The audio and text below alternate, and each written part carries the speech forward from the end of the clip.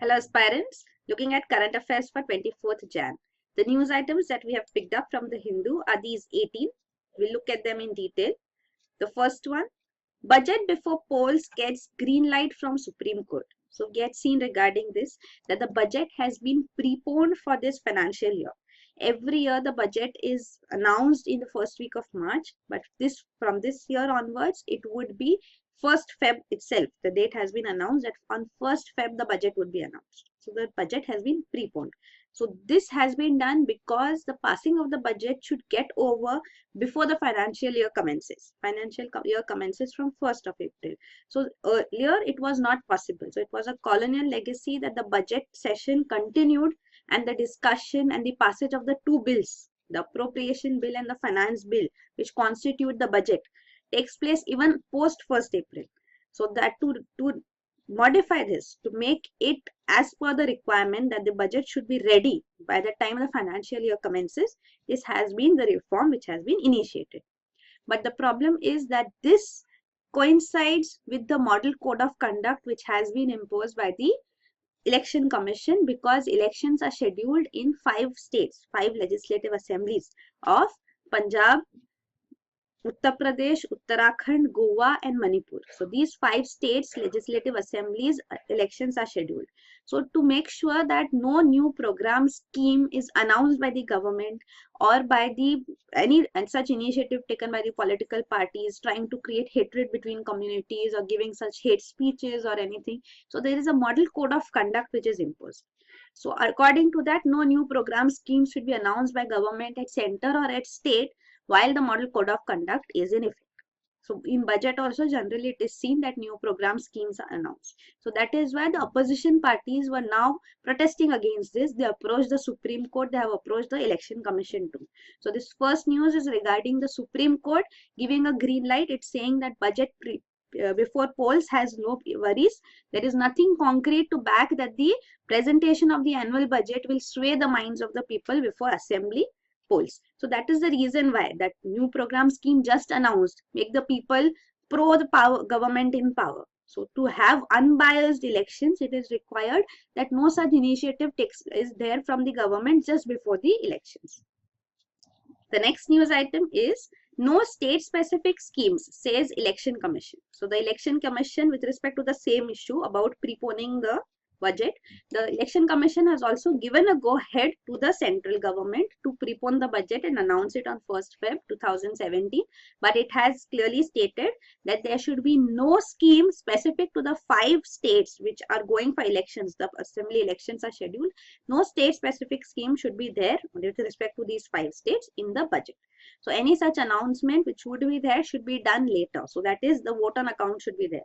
So that is the 2009 advisory also. With reference to that, again it is saying as the advisory was given in 2009 to all states, union territories which were going for polls, a vote on account should be taken. So vote on account means what? This is a provision which is there presently. So if the budget is preponed and the entire budget process gets over before 1st April 2017, then there will be no need for vote on account. Otherwise, what was done was the budgeting process still continued and the financial year commenced. So all the states, all the ministries as such at the central government, all the ministries would require provision being made for various program schemes under them for their functioning. So that would be made for through a vote on account. So that would mean that 1/6 of the amount which is due as per the budget provision. The budget has not been passed, but what is due, the provision, it may or may not be accepted, but provisionally, supposing it is accepted, then 1/6 of that due, which would be there for 2 months. So for 2 months, 1/6 is what is the proportion would be there. So this is made available in the account. So that is a vote on account, a temporary provision made till the time the budget is completely passed. So something like that should be done for these poll going states also if there is a scheme with respect to them. So that should not be announced as such. So that is what is the Election Commission's point of view on the budget being preponed. And it clashing with the model code of conduct which is in effect. The next news item is CBI ordered to probe abuse of office by its former chief. So Central Bureau of Investigation (CBI) has seen a new chief being appointed, Mr. Alok Verma. This has been in news a day or two ago. So the newly appointed chief now has been given conferred the additional responsibility by the Supreme Court. The Supreme Court bench has asked it to form a special investigation team (SIT) which would investigate and prosecute the former director of CBI. So former director Mr. Ranjit Sinha, he has charges against him that he scuttled inquiries, investigations and prosecutions which were being carried out by the CBI in coal block allocation, the coal block scam and other important cases. So these charges will be investigated and prosecuted by the CBI SIT which will be established now under Supreme Court's direction. So this is regarding that. Mr. Ranjit Sinha's case, you should know this was regarding the visitor's log which was maintained at his official residence. So in this it was seen that entries showed that visitors who came were accused in the coal block scam and they had visited him frequently. So this had put forth before the Supreme Court by an NGO which was represented by Advocate Prashant Bhushan. So this was the case, coal scam, which was being prosecuted, investigated by the CBI, and the CBI chief himself was embroiled in this whole scam. So previously what has been done is that the court had appointed former CBI Special Director ML Sharma to go into these entries in the log and conduct inquiries. The CBI Special Director Mr. ML Sharma had reported in March 2016 that for this it was required that a special investigation team be set up. So this recommendation has now been put into effect by the Supreme Court by ordering an establishment of an SIT. So this is regarding the whole coal scam. So this coal scam has its roots in the allegation had come forth by the CAG, Comptroller and Auditor General of India. In its report, it had alleged that the government had offered coal blocks without auction. So auctioning means the highest bidder gets the allocation for a particular coal block, but then auctioning was not used by the government. So if an auctioning is not used, then the probable profit which may have been incurred has not been incurred, so there is a loss. So that loss on the exchequer was put forth as 10 lakh crore. In its final report, it came to 1.86 lakh crore. So this was the loss. So this scam, so how was the allocation done? So there was corruption involved in this is what is being alleged then. So this case is being looked into by the CBI. So CBI was looking into the case, but then the director Ranjit Sinha himself got embroiled in the whole issue, and that is what the status is right now, that he himself would be investigated into, his role as such would be investigated into in saving the accused in this coal block scam. The next news item is extend Lodha reforms to all games, sports persons. So these are around 28 sports persons, leading sports personalities, Olympians, distinguished sports personalities who have, including Dhyan Chand and Bishan Singh Bedi, they have petitioned before the Supreme Court asking the court to intervene into the sports authorities, national sports federations in the country, the way they have done for cricket. So other sports like kabaddi, hockey, wrestling were the forte of India, but now they have reduced to a pale shadow of what they were originally because of the administrators who run these national sports federations. So that is why they say that they have fallen in the hands of moneyed and powerful few. So there's a dire need for reforms here. So Lodha panel reforms, which have been put forth and highlighted in this petition to, like the one state, one vote, uniformity of structure in state associations, limited tenure for office bearers, compulsory cooling off periods, a voice for players, all these should be implemented for other sporting bodies too. So the Supreme Court has asked the central government, the Sports Authority of India and the Indian Olympic Association on why the Lodha reforms cannot be extended to National Sports Federation and other sporting bodies and their state entities. So you should know, we have discussed this earlier in news, that the Attorney General of India Mukul Rohatgi had represented before the Supreme Court with respect to Lodha panel case the railways and the armed forces, where there are sports personalities being nurtured. So presently, as it is said, one state, one association. So these organizations cannot have separate associations. So this petition representation being made on behalf of these public sector entities, the Attorney General said that what domain and what jurisdiction does the Supreme Court have to bring in reforms in the sports bodies? BCCI is a private body, so why would it indulge in bringing reforms here? Since when has the Supreme Court become a reformist body? So such statements were being made by the Attorney General. Remember, Attorney General is the advocate for the center. So he made such statements, means these are coming from the central government. So now it has been extended further to other sports bodies too. So we'll see what happens in this matter further. The Supreme Court has presently asked them to give their views. The next news item is demarcate floodplains of Yamuna in Agra within 3 weeks. So this is the National Green Tribunal, which has directed a panel of scientists and officials from the National Institute of Hydrology of the Central Water Commission that they fix pillars and demarcate Yamuna floodplains within 3 weeks in Agra. So this floodplains demarcation is important, so that after that, what authorization is there for buildings and construction being taking place there can be understood. So there have been allegations made by National Green Tribunal that the Uttar Pradesh government and Agra authorities have improperly demarcated Yamuna floodplains, saying that 85% of the buildings on the floodplains were liable to be demolished actually, but they have been safeguarded because of improper demarcation. So now scientists would demarcate the Yamuna floodplains. What is a floodplain? A floodplain is a flat land, a nearly flat land, which is adjacent to the river stream. So this is the river stream, floodplain lies on either side. So this is the place where occasional or periodic flooding may also take place.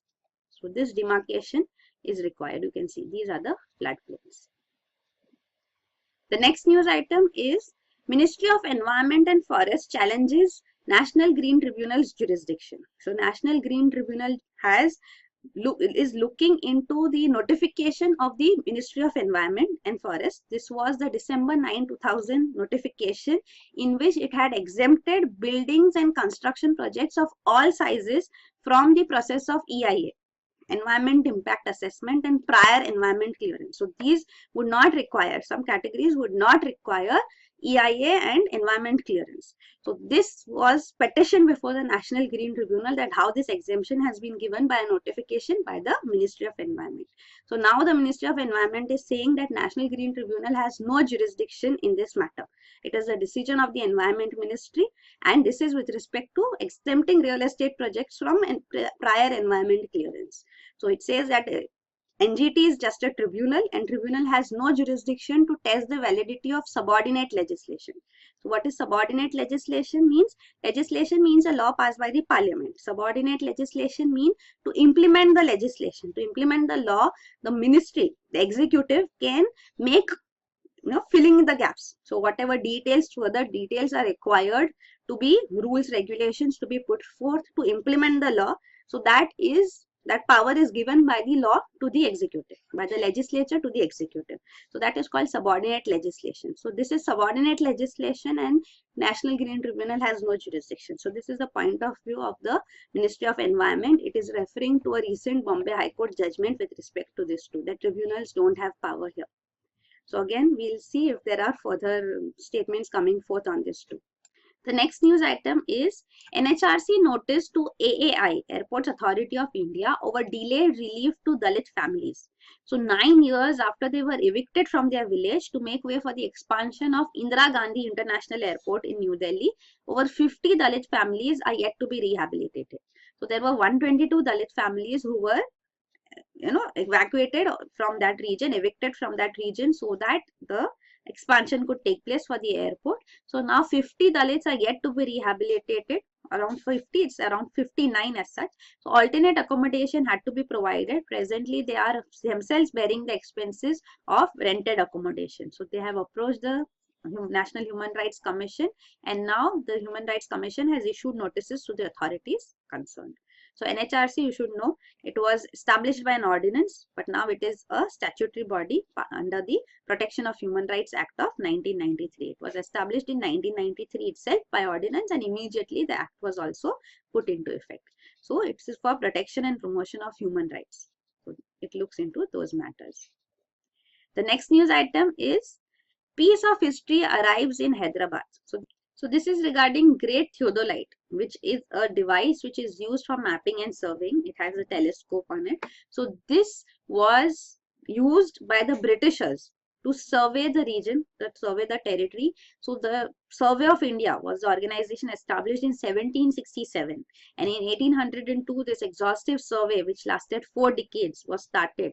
And in this, even the Himalayas, Mount Everest has also been discovered under this survey. So this Survey of India, which is presently also headquartered in Dehradun, is one of the oldest surveying and mapping organization as such.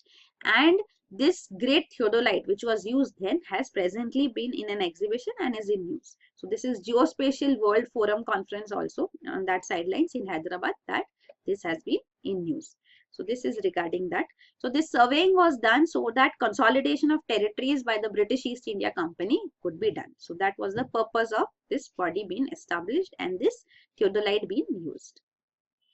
The next news item is Supreme Court for daily drug dosage regimen for TB patients. So Supreme Court has asked the government that this 3 days a week dosage norm for tuberculosis drugs, which has been put forth by the government, should be replaced by daily dosage. The daily dose should be given of the drug within 9 months.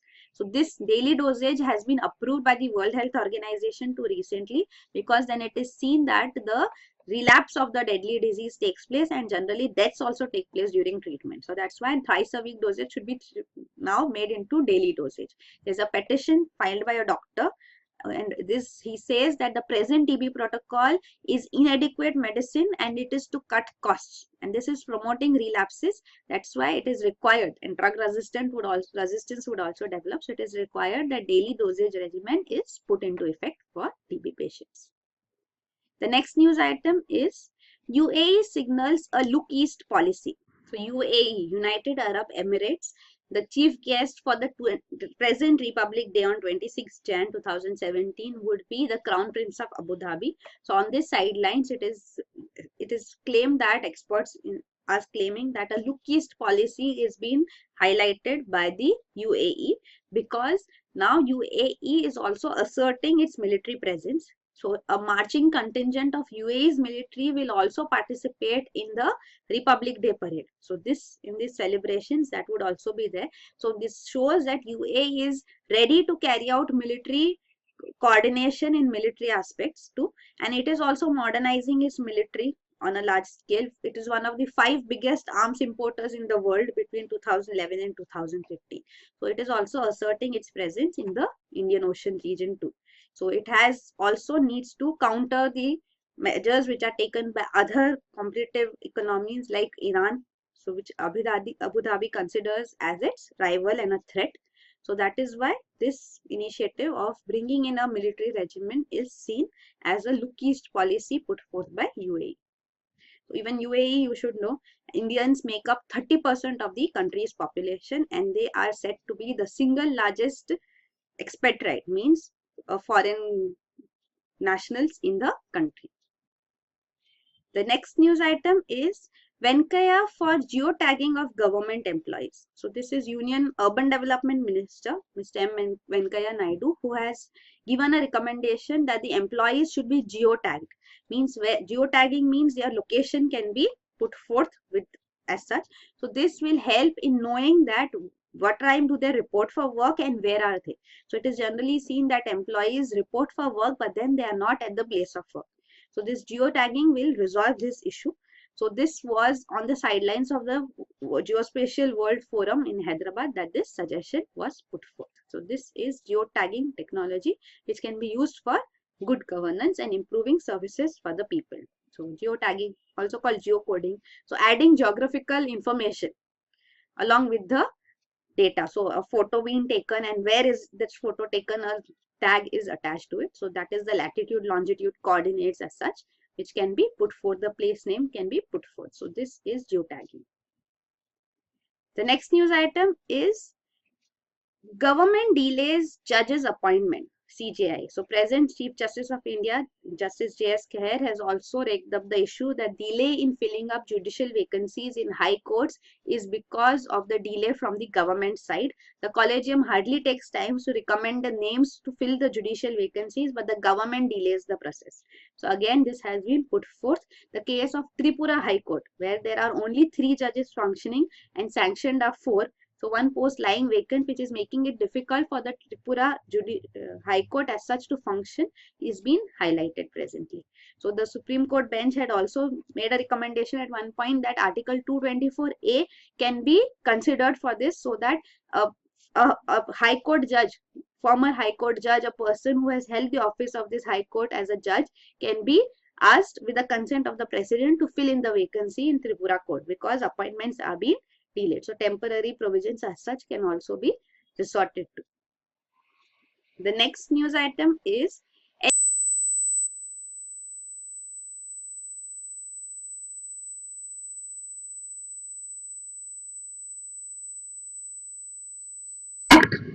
has already passed its deadline and could not be put into effect as desired because of the global financial crisis. So a committee was set up. The panel was set up headed by N.K. Singh to look into how the revision can be done to FRBM Act and be put into effect. So this was a 5-member committee including the RBI Governor Mr. Urjit Patel, which was constituted in May 2016, and presently it has submitted its report to the government, to the Finance Minister himself, and the budget is also scheduled to be announced. So the linkage here is important. So we'll get to know more details about it too, about the report soon. So about FRBM Act, the history you should know. This was Act enacted in 2003 to bring in fiscal discipline. What is this? We'll see. So these FRBM rules impose limits on fiscal and revenue deficit. So revenue deficit, it was said that each year it should be reduced by 0.5% of GDP, and fiscal deficit should be reduced by 0.3% of GDP. Finally, revenue deficit should become 0 in 5 years, and fiscal deficit should become 3% of GDP by 2008-9. So this is the FRBM Act by 2008-9. These were the targets, how yearly reductions would take place, but this could not be achieved because of the global financial crisis. So you can see it was on track from 2004. You can see 2005-6 reductions did take place. 7-8 it went down to 2.7% fiscal deficit when it was targeted to be 3%. But then 2008 financial crisis led to increase in borrowings by the government, because fiscal deficit represents that in borrowings of the government. So we'll see exactly what is fiscal deficit too. So then it went high, and finally from 2011-12 onwards, now again it is reducing and has been around 3.5%, but then it has to be brought down to 3% was what was originally targeted. Then this is regarding the fiscal deficit. So there are 2 sides, receipts and expenditure of the government. So receipts will be 2 types, revenue receipts and capital receipts. So tax, non-tax revenues and capital receipts. So then this is the receipt sides. Expenses would be expenditure. Earlier it was segregation, plan, non-plan expenditure, but now with the Niti Aayog being established and Planning Commission no longer in the picture, plan, non-plan expenditure segregation no longer remains. But yes, expenditure side and receipt side. So now from the capital receipts, there is some part which is debt receipt and another is non-debt receipt. So from this whole part, revenues, what is the debt receipts?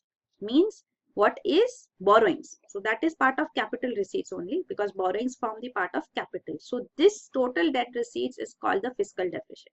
So this gives a clear indication of government borrowings, that how much borrowings are required to be made by the government. So you can see again the same thing is shown, revenue and capital, 2 components of receipts, and then the whole detail given. You can look at it too in detail if you want.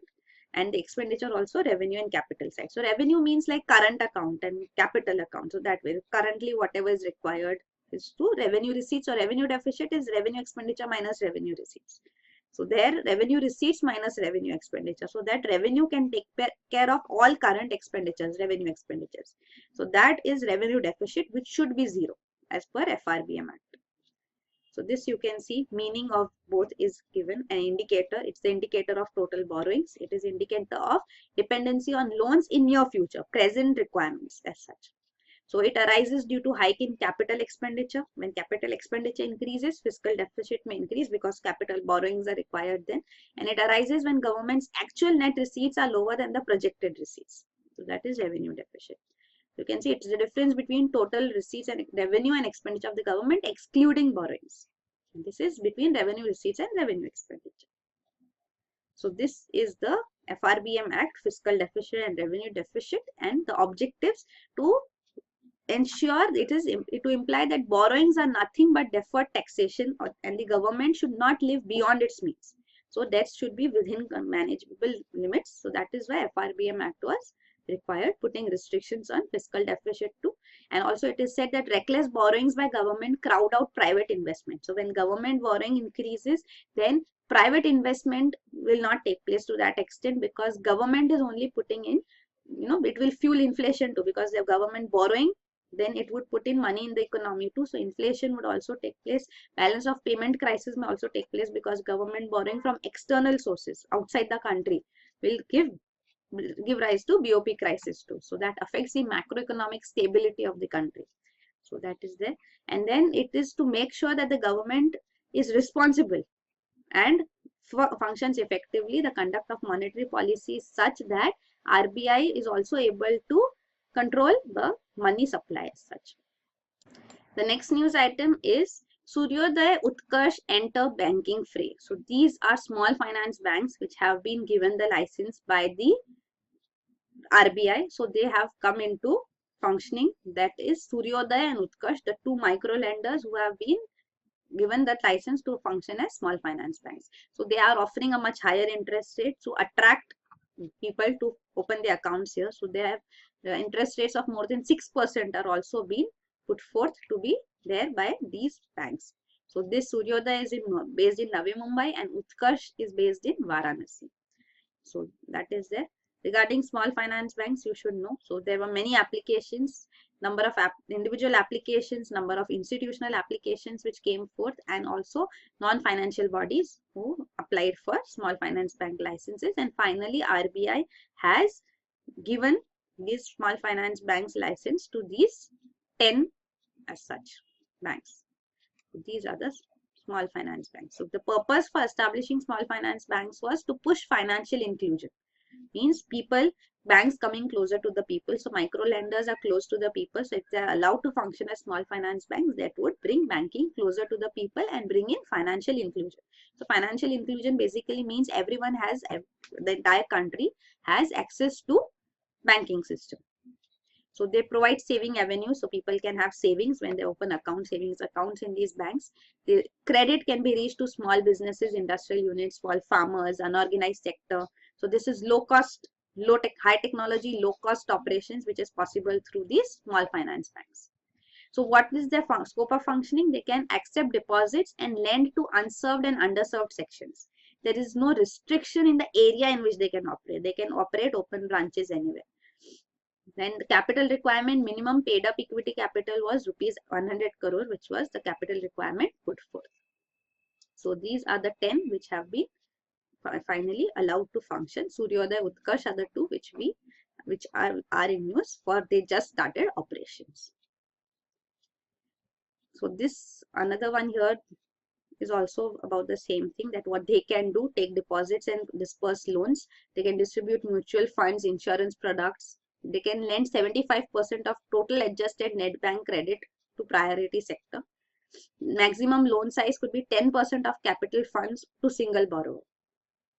Then minimum 50% of loans should be up to 25 lakh.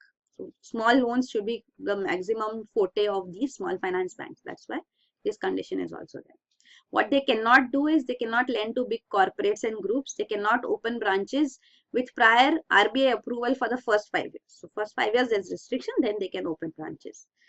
Then other financial activities should not mingle with the banking activities of these promoters who are there for these banks. It cannot set up subsidiaries to undertake non-banking financial services activities. It cannot be a business correspondent to any bank. So these restrictions have also been put forth for their functioning. Then the next news item is India rejects attempts by EU Canada for global investment agreement. So EU and Canada want a global investment agreement under the WTO, World Trade Organization.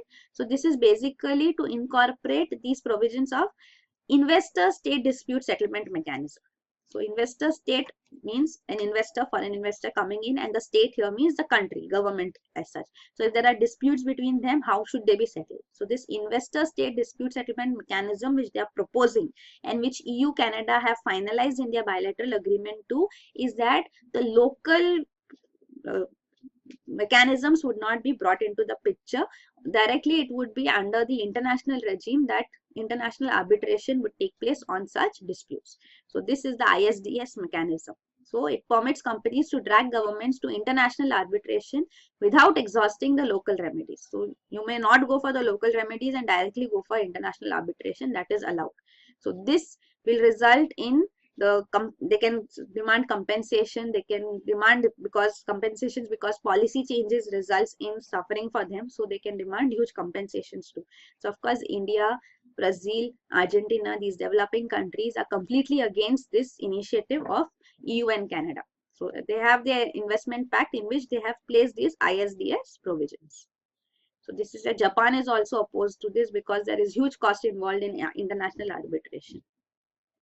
What India is pushing for under WTO is trade facilitation in services agreement. So trade facilitation in goods is there, in services also should be there. One of the provisions that easier movement of skilled workers and professionals across the border for short-term work can be facilitated is what India is looking for. But India has clarified there is no give and take.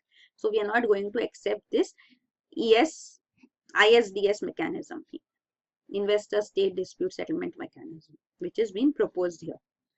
Then another aspect which is there is regarding the bilateral investment treaty. So EU has stated that we will first conclude talks on new bilateral investment treaty with India, then we will discuss the bilateral free trade agreement. So there's a free trade agreement to be negotiated with EU, but since BITs have been asked to be renegotiated because India has established a new model BIT. So first EU is saying that we will have the new model new BIT as such with India, and then free trade agreement would be negotiated. So that has been clarified by EU to India. The next news item is use Aadhaar eKYC to verify mobile numbers. So this is Telecom Regulatory Authority of India that has recommended that Aadhaar enabled KYC, know your customer, should be linked to Aadhaar. So this will help in verification of existing mobile subscribers to be more authenticated than the present system of filling forms, because still there are forms being filled, details taken against names who they themselves actually would not be even aware that SIMs have been taken on their names. So that is why this recommendation has been put forth that Aadhaar should be linked to the SIMs on the mobile operators should have this, mobile subscribers should have their Aadhaar linked to their mobile SIMs as such. So this provision, it says there is no compulsion here. You cannot force because Aadhaar linkage cannot be made compulsory. So that has also been clarified, but people should be encouraged because there is a huge amount of misuse which may take place. So this paper-based KYC is know your customer, is not sufficient. That's why Aadhaar enabled would help in complete biometric information also to be linked to the mobile subscriber. So this fake identity, fake SIMs resulting in various frauds taking place, crimes taking place can be avoided with this. So this is TRAI's recommendation. So it is asking all the mobile operators as such. So it is asked telecom service providers to evolve a framework to verify the existing mobile subscribers to Aadhaar based eKYC services in a phased manner within a defined time frame. But it is optional, cannot be made compulsory. So this is TRAI, which was established in 1997. It's a statutory body and it is to create and nurture conditions for growth of telecommunication in India. So it has given its various rules, regulations with respect to telecommunication in India, the sector as such. So it has come quite often in news with respect to quality of service, calls dropping, with respect to Facebook zero rating services. So all that was also in news with respect to this free basics which Facebook had planned to launch, but TRAI rejected it because it went against the principle of net neutrality. The next news item is What mackerel and a volcano can tell us about climate change. So this is a study which has been undertaken when it is linking the Mount Tambora, which was a volcano which erupted in 1815 in Indonesia, and it resulted in a calamity all across, in especially in UK, where in New England it resulted in the climate cooling. So this cooled climate led to death of livestock and changed fishing patterns in New England, in which people became dependent on mackerel, which is an edible fish that was less affected than other animals. So mackerel was made, people became dependent on mackerel as the staple food then. So this change, climate change, how it affects the globe as such, can be understood through this, and similar efforts should be made presently, connecting this, linking this model, that how climate change would take place in the future, how it would affect food security, and how actions can be taken to ensure that devastations because of climate change can be minimized. So this is the study, linking, making a parallel between this adaptation norms or model as such in this example. Then the next news item is now a vaccine to guard against spread of fake news. So this is a psychological vaccine. It's not something as such. It's just by talking as such. It's nothing. It's not some commodity or product. So vaccine, how a vaccine functions is when you contract a disease, then your body does not have antibodies to resist that disease. So if you are vaccinated, so this vaccine actually is a virus which has been weakened and is inserted into your body so that you can develop antibodies against it. So it will not be harmful to you because it is a weakened version of the virus. So then, and your body will develop antibodies too. So when actually the disease strikes, then your body will able to counter it. So this vaccination idea is used in with respect to fake news too, that a mutated, weakened version of some fake news is given to the person, and then he is made to understand how it is fake, and then when the actual fake news strikes, then the person is able to understand whether it is a fake news or not. So that psychological vaccine system has been developed. So this is inoculating. So that is inoculating, is that how vaccination also takes place, that it's with respect to climate change. So this was a research done. So with respect to climate change, they compared reactions of people to a well-known climate change fact with that of a popular misinformation campaign. So both comparison of the reactions was seen, and when some false material was brought together with the fact, then people were clearly able to cancel it off against the fact. So then when fake news was put forth before them, they were able to identify that this is fake and they could protect themselves from this. So fake news has come quite often in news because it is also one of the reasons when it is said how even US President Donald Trump was able to win elections, because fake news were put forth, which resulted in people having wrong conceptions about the competitor, and the people were more inclined towards voting for Donald Trump. So such fake news have to be safeguarded against. Even one fake news was with respect to the Pakistan president, when a fake news came forth that Israel has claimed that it would nuclear attack Pakistan. So Pakistan retaliated on that matter. So that was actually a fake news. So it can result in disasters too. It can have disastrous consequences. So that is why safeguards against fake news is also very, very important. So these are the news items. Thank you.